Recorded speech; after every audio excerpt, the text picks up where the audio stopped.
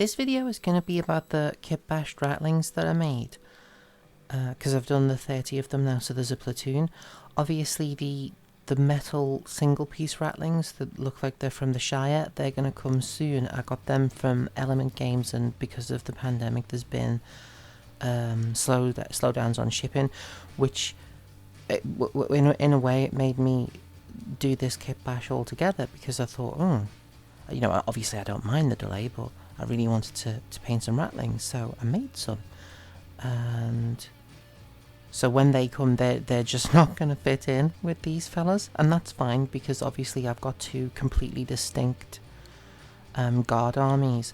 Although I suppose if you were going to think about, if I'm classifying one veteran platoon of the Green Guardsmen, the Catachans, as an entire army, then technically speaking I've got an entire veteran platoon of blue Catachans, the ones who are painted to look like Rogue Trooper.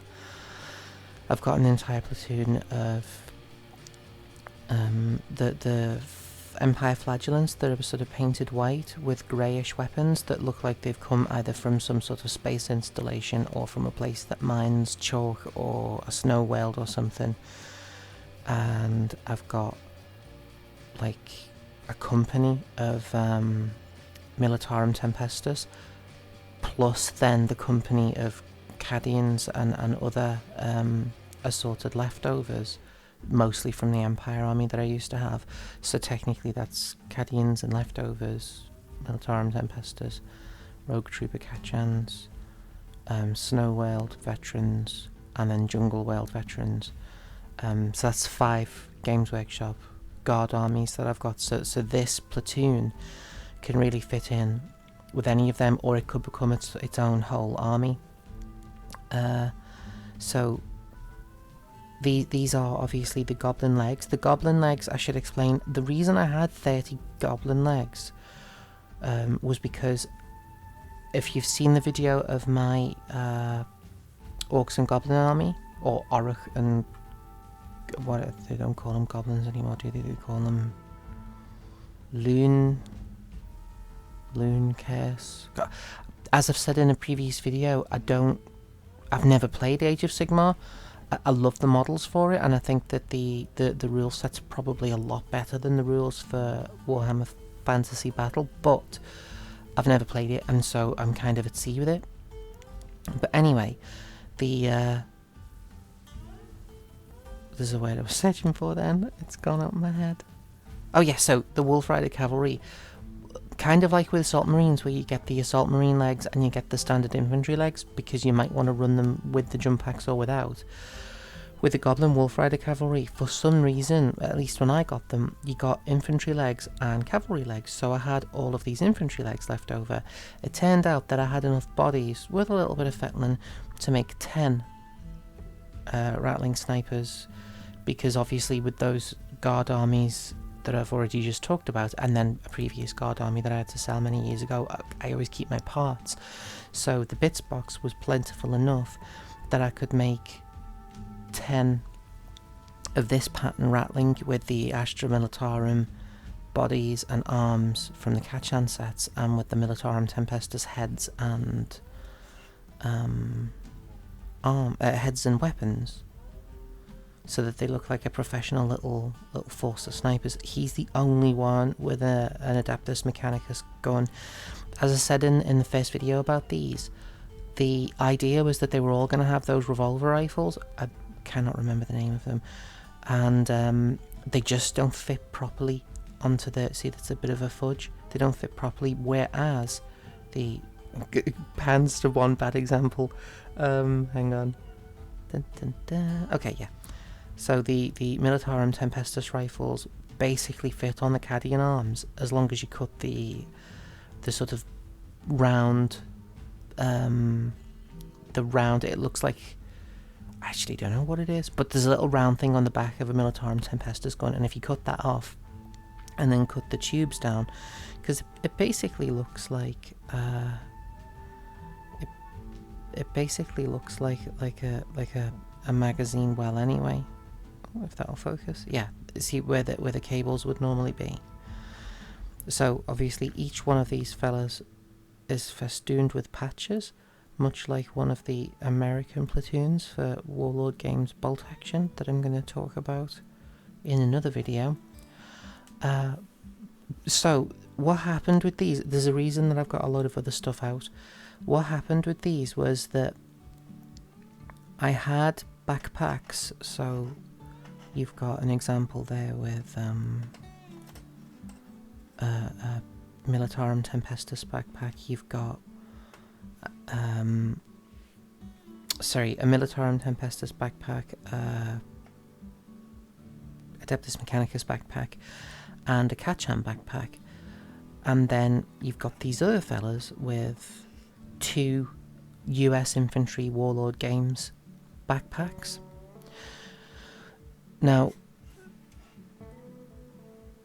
this is a standard Catachan rifleman with Voxcaster, with your standard Catachan pattern lasgun for scale. So there's a Ratling, where there's hang on, we'll give you this Ratling with his backpack, this Ratling with his backpack, and then this Ratling here. Oh, he's the only one with a Space Marine rifle, because with the Space Marine Scout Squad, you can give them all sniper rifles, or you can give one of them a missile launcher. And I thought, well, obviously one of them is going to go Arnie from Commando, surely. Anyway, sniper rifle. So the Ratlings fit into the scale for Games Workshop humans, although obviously Catachans are the largest humans, unaugmented humans, that the Games Workshop do, because they're just, stronger, better, faster, all that. Here, then, and I've put him in front of everybody else, is a standard US infantry, nothing different about him, just standard US Army infantry from Bolt Action Warlord Games.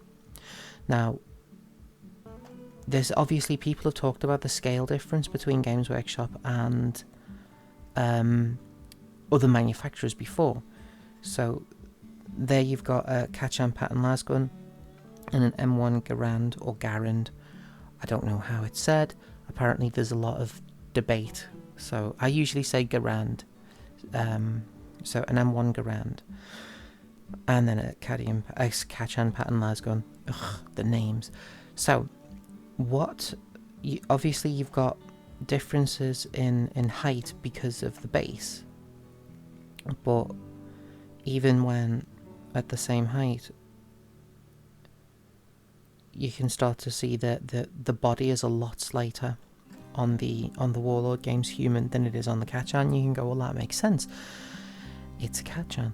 Catachans are super buff, and in a way it does make sense because of that reason. You've got the rifles a completely different scale though. This looks like your true scale 28mm. This is some other scale. I'm not sure that an ordinary human of that height could hold a weapon that was that beefy, and shoulder it. It'd be kind of like if you've ever seen a video of somebody trying to shoulder fire a BAR. Yes, you can. It's just very difficult. They're big and bulky, and even if you're strong enough to carry the weight, they're big and bulky. But what really struck me with these was when I glued them little fellas together with the 2 backpacks from the set, because the Catachan's back is so broad, it put me in mind of the Warlord Games fellas. So do you see the sheer size difference? And yet those backpacks go slightly off the edge and that backpack doesn't. So we're not talking quite half the body width, but basically a Games Workshop human, because a Cadian torso is the same width as a Catachan torso. It's just the arms where you see the main difference. So a Games Workshop Astra Militarum human torso is way bigger, just bigger than a World War II human. Now, of course, you can say, well, that figures. You know, people now, we're not that far off World War II, and people now are generally bigger than they were then, even when they're not overweight. So you could say, well, that's what it is. You know, you can logic anything, and I'd buy that. That's fine. It's just if you're trying to kitbash, you've got to deal with the differences in scale. Now, just to give a clearer example of when I've tried to put Warlord Games parts next to bolt action parts.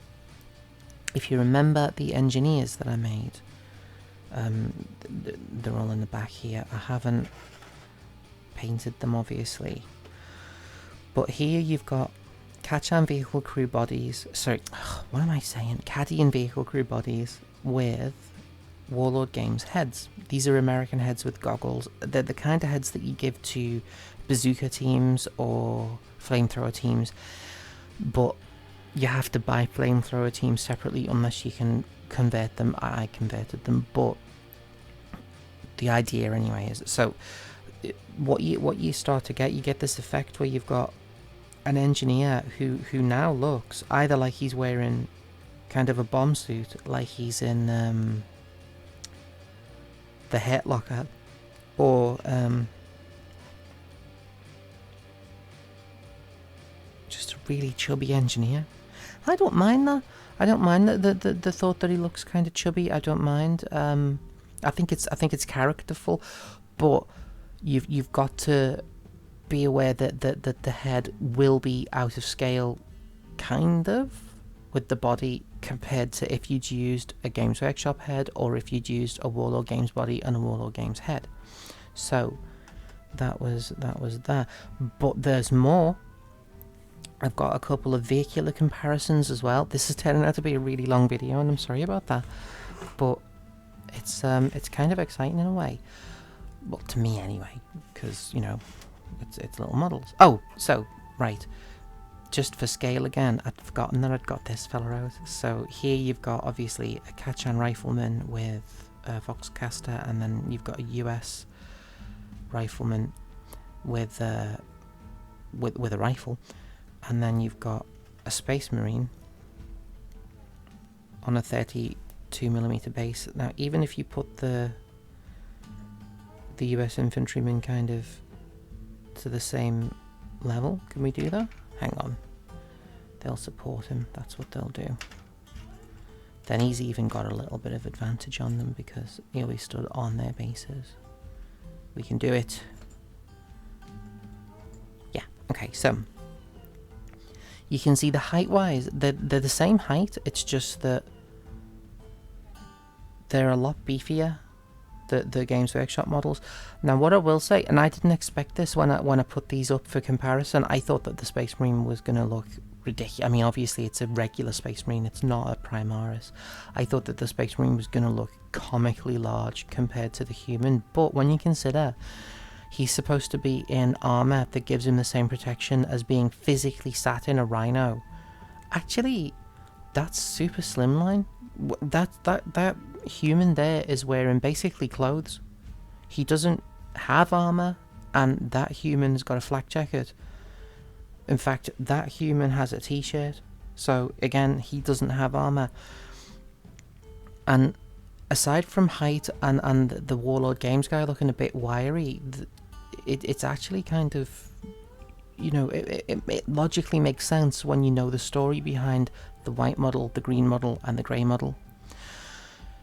But just be aware that there are massive differences in scale once you start to try to mix and match the ranges. I was going to give one of the...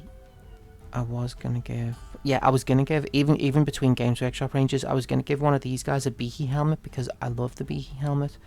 It's the Space Marine helmet. That other one, the Mark 7 helmet, take that and get it behind me. I don't want any of it. I like the beaky helmet. That's what a helmet should look like. To me, anyway. But that may not be popular to say, but that's how I feel about it. But yeah, you can't mix and match. Anyway, that's the... Well, you can. You have to know which ones to mix and which ones to match. Oh, pencil fell over. Okay, so what I wanted to do was a couple of vehicular comparisons. And again, you can logic this however you want it. But here, then, is a Games Workshop's Lehman Russ Battle Tank, or Lehman Russ Battle Tank. Is it Lehman? Lehman? Lemon? The Guard Battle Tank. The rhomboid one. With a dozer blade and leaves stuck everywhere because it's in the jungle and they're trying to hide a tank, which is odd. And it's got a Vanquisher battle cannon, I think. I've never actually used this model because, you know, I haven't played in a while. So yeah, you've seen this one before in a previous video. In fact, you'll have seen the next two models before in a previous video. Right, so we'll move him out the way for the moment. And we'll put him on something where he's not going to fall down. That's a Matilda 2, right? Now, a lot of people will be kind of familiar with the concept that Matilda 2s were a thing, but they may not know them enough. I mean, and I don't know them enough to go, yeah, I know how big one of them is in my head without having to see it next to something else. So, here's probably, I don't know, at least in the West, the most famous Allied tank in from the war, which is the Sherman. Now, this is the biggest Sherman I've got. It's the Firefly version with the big 17-pounder wedged sideways into the turret so that it will actually fit. And you can see Nicholas Moran's videos for reasons why that's a bad idea. But yeah, this is the Sherman. Now, I've got two patterns of Sherman. There's a sort of a short wheelbase one or track base one, and then a longer track base one. And I think that actually happened in real life. Don't at me, I'm not a World War II expert. I just like the models. So this anyway represents the largest Sherman model. If I could stop filming the desk, this represents the largest Sherman model that I own. So you've got a Sherman and then a Matilda. So you see the Matilda is smaller in most ways. Yeah, it's shorter. It's not all that much narrower, to be honest. If you put them like that, it's a little bit narrower, but not a lot. I suppose if you were inside the thing, it'd make all the difference. And it's certainly lower down, because obviously the Sherman was famously high up, which gave you some advantages, but it made you an easier target if you were out in the open. Then, well, we'll put him in the back. It'll be like a family photo. A Lehman Russ battle tank. So the scale is just,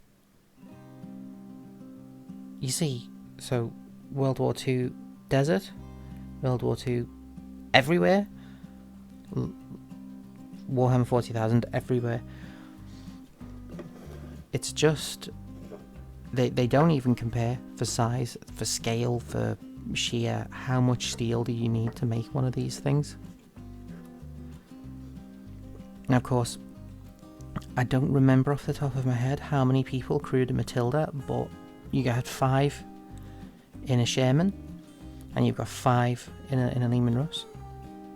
It's it just, yeah. Now, obviously, that might be because, if I could stop, every model I ever own goes through the drop test at some point, which is just where I'm handling it and then drop the thing.